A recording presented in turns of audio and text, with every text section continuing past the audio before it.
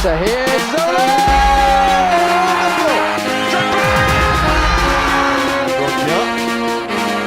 And he's got the shot and he scored! Lampard! That could be the championship! He done it! The greatest man in Chelsea Football Club. Welcome back to Couch Critic. Dennis P. Not here on my couch. I made it to London finally, and I have some distinguished guests with me right now. I got my man Dan Silva, and I got my man Andy Saunders. How we doing? Andy, of course, you know from the Chelsea, and of course Dan Silva, the Chelsea Trust, and also guests on Chelsea Fancast as well.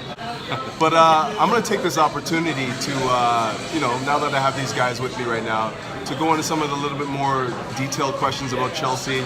And I'd like to start with Didier Drogba. Like, I want to get a sense of what you guys think his legacy is going to be, at the club and whatnot, now that his career is over. Arguably the modern day greatest striker ever had.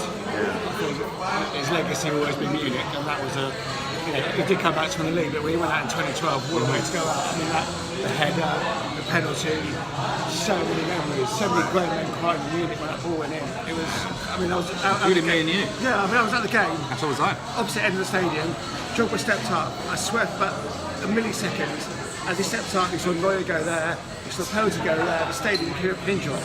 And then that explosion, raw, beautiful emotion. I remember I was at the game and I remember there was a woman on a mobile phone who just went, "There's just loads of guys crying around me." All these kind of like 50-year-old balding blokes like bawling their eyes out. It was quite a moment. I was with my two sons and I walked out and I went, "That was the greatest night of my life." And they went, "What about us?" And I was like, "It's still the greatest night of my life." You're born in the daytime. Exactly. Yeah. Well, I mean, I saw Alex Stewart out on the way out, and those who don't know, he's an England cricketer. I said to Alex, "Is that better than the Ashes?" He went, "Absolutely." Yeah. Wow, so Drogba went there. Going back to your question about Didier Drogba, I think what makes Didier Drogba is almost his flaws is the fact that, yes, obviously Munich was his legacy, but he got sent off in the Champions League final in Moscow. Yeah. He had a terrible game in that game. Everyone wanted him gone at that point. That's right, and his first season at Chelsea, not good. Right. He couldn't trap a ball to save his life. Right. He had a reputation for rolling around on the pitch, like a sort of a little girl when he got tapped. But it was the big games. It was the finals. It was the Wembley finals. It was the Champions League final. It was the fact that he was such a massive character in those big games. That's his legacy of being the ultimate big game player. Yeah. And I think that's what we'll remember Didier for. We shouldn't canonise him as a saint because he had a lot of flaws, and you've got to almost have that redemption element to Didier to really appreciate what he was. I mean, even as we go back to Munich, let's not forget that it almost didn't go that well. He gave away that penalty. He did. If Cech didn't step up and make that save for him, that wouldn't have been his night at all, right? Yeah, absolutely. But for me, it's funny because Didier is probably my favorite athlete, full stop. And it's not just because he was the consummate big game performer. I kind of look at his career both for what he did on it and off the pitch. So I really respect the fact that he was the kind of guy that his accomplishments on the pitch allowed him to stop civil wars. Yeah. His accomplishments on the pitch allowed him to build hospitals in places where they needed to be built. That's true of a lot of African players. That's true of Essien. That's true of Eto'o. That's true of even Kalou. Even a fellow Ivory Coast player. Right. A lot of those African players feel a real pull towards social justice in their own country. Right. I mean, George Weah is the president of Liberia. He's the president. Yeah. He's the president. Right? Former Chelsea player. It's Right. it's something about African players who feel they need to give back. They had the opportunity to give something back. It seems like somebody like Drogba could actually go on to be something like a president, just because his He's godlike. influence, He's godlike in the country. You know what I mean? His influence and all of that. Yeah. He just possesses all that. And I think it was just. Obviously, he's the consummate big game performer, and you will remember him for the 10 goals in the 10 finals and all that. But him as a man is what stood above everything. I agree. One of the team that's now as characters and leaders. Right. Because he left for the front, he could bully defenders, and we don't have anyone there. We don't have that generation of leaders we had. Right. was a pretty once in a lifetime. He had Look at the Cech. spine of that team. Yeah, Cech, Cole, Terry, Lampard, Drogba, 5 players. Yeah, Essie and Ballack. Yeah. I mean, we had like 6 international captains at some time. And that kind of brings us to the next question, because like one of the things I've kind of noticed is the lack of leadership, not just at Chelsea, but just in sports in general. And I wonder if, at Chelsea specifically, if the lack of an English presence on the pitch is hurting us in like derbies and whatnot. Well, City, they haven't really got. You look at, Well, they got Vincent Company. yeah, but no English players. Oh, English. Yeah, I mean like just a lack of a true. I mean, you look at all the top teams now. Like you haven't got a John Terry. John Terry's like the last generation. No, you'll never see another guy like that. Companies like a great guy. Tony Adams. Those Yeah, guys. those guys. The proper like Roy Keane. Terry Butcher, blood and kind of thing. But having said that though, like, okay, so Man City has 1 derby a year. yeah. There's 2. Chelsea have like 5. You know what I mean? Well, some of them aren't really derbies. I mean, Fulham's not going to your really. uncle. That's probably our close. That's probably our biggest. But it's It should be. It's a small club via a big club. It's not really a We derby. haven't played Fulham enough in the last 20 Would you say Crystal Palace is a derby? No. No. No chance. That's like, basically, Fulham is like. They get up for that game. Fulham man. is going to your uncle's for dinner. That's what it's like. Yeah. Crystal Palace is like going to sign on. Or a dog. But they're a South Coast team. I mean, they're not even South London. They're kind of Surrey. I mean, it's Surrey. like, Quite a massive. West Ham's a derby. Yeah. Arsenal's a derby. Spurs is a definitely derby. a derby. That's about it. Right. Yeah. And the other ones you don't consider. Not really. But Not don't you find that QPR like, and Fulham and well, not stuff. QPR. QPR hasn't been in the Prem for however long. 4 years, but they're not. But I feel like I would include Crystal Palace only because of the fact that they get up for these games. But a derby's got to cut both ways. Yeah, we don't get up for Right. it. I think you can't just have one team going, because like unless both we just don't care that much about Palace. Okay, but if we had a team with John Terry and we had a team with like Shaq, Lampard, would they care for those? Or would they care about those games? They come on the pitch with fans, as a fan's perspective. Right. Palace is like Bournemouth or wherever, I don't really care. But with Spurs, I hate these Spurs, Of course. Arsenal, Liverpool. Yeah, Liverpool's the one for me. Yeah, me too. I'm not even, Spurs. I mean, I know that's a kind of traditional Chelsea thing. I don't have that kind of visceral hatred that a lot of Chelsea. I mean, mine is Liverpool. Me too. I've always despised Liverpool. too. Do you know what I mean? It's like, and that's not even geographically that doesn't make any sense. Yeah. It's culturally, it's just culturally I despise them. A derby's got to be a mutual hatred, and the real mutual hatred is Liverpool-Chelsea. That's a real hate. Yeah. I mean, and Spurs are Liverpool the South. That's right. come that way. But I think for fans, if we had John Terry, Spurs may not have happened. But I have 2 Englishmen here. I was looking for you guys to like comment on the fact that like we don't really have an Englishman in the 11. Does that matter? Does that matter? No, because as far as I'm concerned, I don't care who pulls on a blue shirt as long as they give me 100% week in, Lovely. week out. They could be, 4-legged alien. I don't really care. Football's a global game now. I mean, I think there's no point living in the past. I think the past is a nice thing to reflect on. It's a nice thing to know your history, to appreciate your history, to understand that you are just passing through the history of Chelsea Football Club, and to recognise your place in it and the place of all those that went before. I totally respect that. Right. But I think you also have to respect that where we are with football at the moment. It's a global game. You're Canadian. Yeah. You're as much of a Chelsea fan as we are. I've always said that that our global community is there. Just don't come into our stadium and hold your iPhone up for the whole game. And then we'll be friends. Or shout for 20 minutes about bullshit. Oh, just hold it up to your face? Like, anyways. But I'm being serious. I think that because technology has given access to every facet of Chelsea life, you can be as connected and as engaged with Chelsea in Canada as we can in St Albans and Mill Hill, respectively. And it's like we're very, very lucky in that we get to go and see the team play every week. But that doesn't make us bigger or better Chelsea fans. I think that as long as you have an appreciation of the history of the club and what the club stands for, and who our main rivals are, and the passion and the players. As long as you get all that, then you're a Chelsea fan. Right. I think we're a family. I mean, I've always said that, and I don't get that. I don't get that exclusionary, proper Chelsea thing. It's bullshit. Yeah, I totally agree with that. I mean, it's like when the whole thing on social media when they were sending out stuff for Thanksgiving. I'm like, I don't want a signed shirt. I get to get Chelsea every week. That's what I need. I don't want You stuff. commented on that. I don't want a crappy piece of merchandise. I mean, it's marketing. Accept that it's marketing. It's a territory that Chelsea want to commercialise. It's marketing. marketing. Get over it. You know. It's not.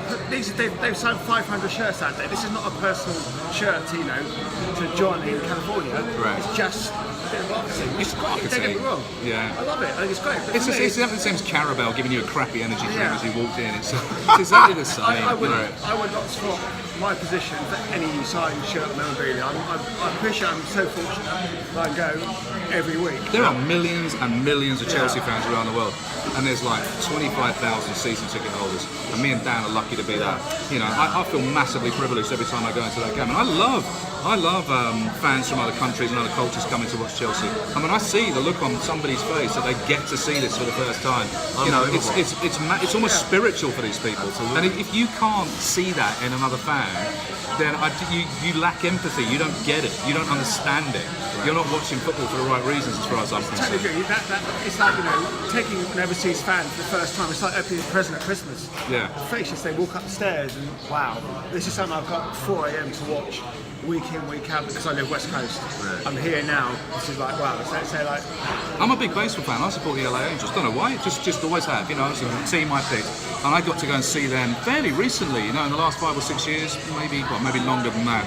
But you know, going to see them at the Big A in California, I kind of got it. You know, it was like, wow, I'm here. I've watched this on the TV, and you know, I've kind of supported it from afar, and now I'm here. Now I'm part of it. Do you know what I mean? It's like it's a great feeling. You know, and you're going to your first away game on Wednesday. I am. That's going to be a moment for you.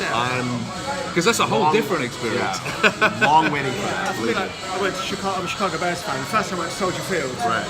Wow, blown away. Literally blown away by how amazing it was. It was freezing cold, but there I was in Soldier Field, right next to the end zone. I've never been to an American football game. I'd love to go to American football. I've never been. Well, I've been to one, but I've been to it at Twickenham. Yeah. I haven't been to one in America. So didn't they have one? Wasn't there one at Tottenham or Ground wasn't ready. Yeah? Ground wasn't ready. That was awful. No, Yeah. They ruined the pitch, didn't they? I'm not a big fan of egg ball myself, but See, Spurs can't put builders under pressure. yeah. So like, So you're Canadian, right? So it's all log rolling and axe yeah, lots of that, chopping and all lots of that, a lot of igloos, a lot of hockey, you know. I skate too. Yeah, a lot of hockey, you know. Formation snowball fighting. Toronto Maple Leafs, keep an eye out for them. Keep an eye out for them. They're doing well.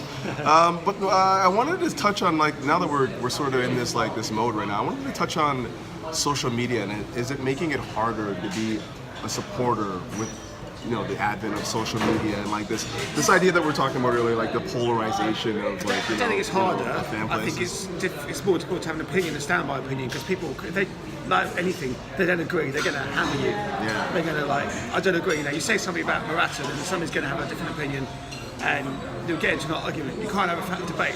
If you and I sit in a pub talk about Morata, we can have a debate Of course. because we can use more than 240 characters. But there's just no room for shades of grey anymore. It's just either it's this or it's that. It's black or it's I white. mean, it's like, you know, social media, people like to validate their views and opinions by doing something like ridiculous, Right. you know, by calling somebody out. Like making a video. Yeah, shout somebody That kind of thing. Yeah, Make a video. Yeah. for like, you know. It becomes very easy to gaslight. I did that at the weekend. I loved it. I made this parody video at the weekend where I got very bored of people that shout into their mobile phones after games, and so I made this parody video. I got caught 250,000 views after 2.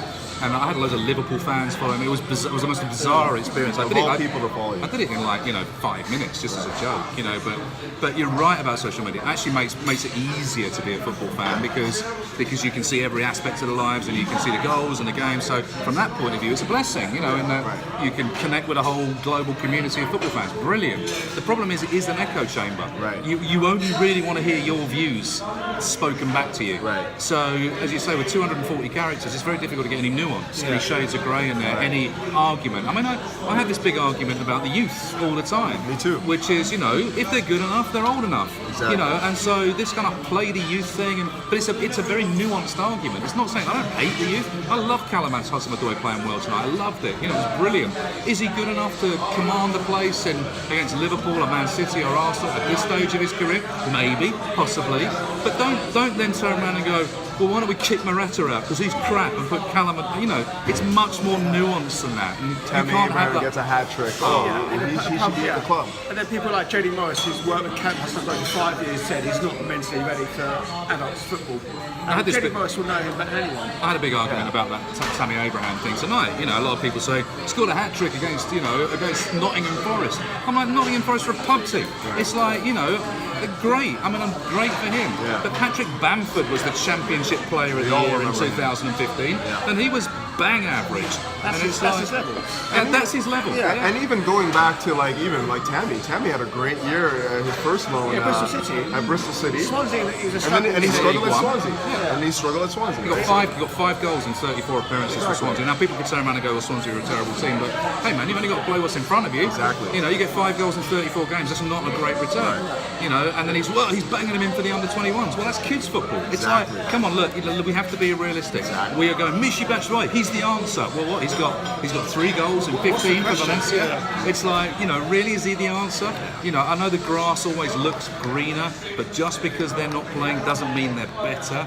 You know, so let's be realistic. These guys are monitored all the time, monitored on loan and monitored in training. They know better than us whether they're ready. Thank you for that, because there's a few people that I know that will be watching this that I've had many arguments Play with the youth. about that. Play the youth and all that. Like, Play the it's- youth when they're ready. if they're ready, you play them. If they're not, you don't. It's just that simple. But we're not There's against lots the of youth. time. We love the Not at youth. all. I would love a homegrown player Case to in go point, through. Pep Guardiola and Phil Foden. Phil Foden, very talented player. Guardiola, arguably the best coach in Europe, doesn't think he's ready. There's no fuss. And you know what the funny thing is? Like, nobody makes that. Everyone talks about like how Trent Alexander-Arnold got into like the Liverpool team. They had nobody else. They had absolutely nobody else. Same with Rashford. Harry Kane was so lucky that Sherwood played in a couple of games, scored a few goals, and the rest is history. But right time, right place. Yeah, Rashford, exactly the same. You know, I mean, there can be right time, right place, and you know, sometimes, you know, some gotta guys. take your opportunities Some as guy well. said to me on social media tonight, "Well, it's about right time, right place," and what he's essentially saying is, put all of these players in cold storage just in case we need them. Right. You know, you can't do that to a young player. They have to play, they have to develop, and if that means putting them out to Vitesse Arnhem, then so be it, because they have to play. You can't just lock them in a locker and go, actually, Morata's injured and so's Giroud. Let's bring you on, Tammy. I know you haven't played for 6 months, but we need you. It doesn't work like that, people. Right. Because 18 to 21 is so key to players' development. They've got to really make sure they make the right decisions where they go, how much they play. Yeah. Okay, so moving on to the next question, and like, what is your take on, say, I mean, Drogba just retired, Lamps is in management right now, Terry's looking to manage. Do we need a veteran, like somebody, one of our legends to come back and sort of be a part of this? Well, we have. We've got Zola. Well, Zola, yeah, We've got Zola. Kilichini. Okay, Zola. You want? I need somebody at the board level. I want somebody that could effectively be a director of football. What the boards have is brilliant, a very good business board. Great business board, lots Right. of deals, so on. We don't have a good football board. We don't have a director of football. Yeah. Do we need a footballer on that We board? need a director of football who gets football, not someone who looks at numbers. You look at Man City, right? We were 5 years ahead of Man City in terms of spending. They have now shot past us. That club is so well organised. They also spend albeit they've got- illegally. But that aside, they've got their structure's brilliant. They've got a great footballing board. They've got Tixi and where have you. That whole structure's great. The business structure, albeit they're getting dodgy deals. Yeah, but Dan, they've also got a sovereign wealth fund. no, but I'm saying They're backed They're by a tough one. They're a tough one to compare. No, but I'm saying they're still. They're well structured. I understand The structure, that. not the concept budgets are different. I mean, you know, Should we have a footballer on the board? I think you may be underestimating or overestimating the talents of footballers. You know, they are. You know, I think that all footballers are different. I think Frank Lampard is educated and he's very articulate. He's smart. Gary Neville's another one that's clearly very smart. I think Gary Neville would have probably succeeded in whatever he did. And there are various footballers who do that, but I think you have to play people to their strengths. And necessarily, I think footballers coming out of football are probably more suited to management and coaching than they are to business decisions. very few. But you know, that's not to say we shouldn't have a director of football, but we shouldn't have somebody who's embedded in the football community to do that and not not someone like Marina, who a talented lawyer she may be and a great negotiator.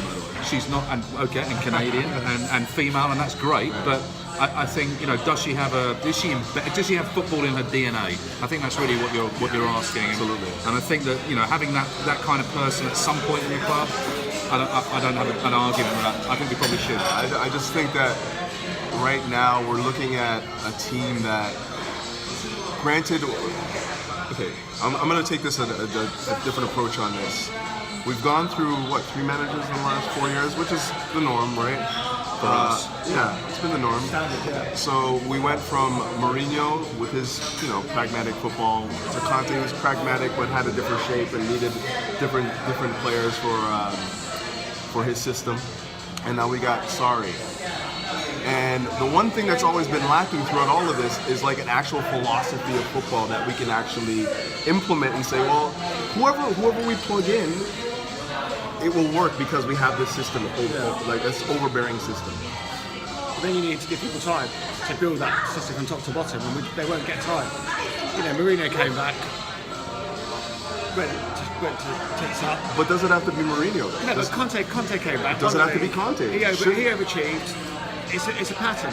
Mourinho comes back. Well, Conte didn't do himself any favours, I don't think. But I was watching one program on Sky. We were second going to Christmas that year. Yeah. And the fall from there after January was unbelievable. Look at all the stuff that happened around there. The Costa, window, the Costa text. All this stuff. Of course, the was the end of the season. But I think there was a lot of internal strife going on. Absolutely. We don't know. You see, I think that as football fans, we don't really know what goes on behind the scenes. We do a lot of guessing and a lot of speculating. Yeah. But and we rely on the journalists. And we do. And football clubs are really complex places with people. They're people businesses. Right. People fall out. You only had to look at the Willian emoji gate after the FA Cup to realise that people can really fall out with people. I don't think Conte was particularly popular at the end. No. Sarri's lost 1 game in 18. I think give the guy a chance. My concern with Sarri is he pragmatic?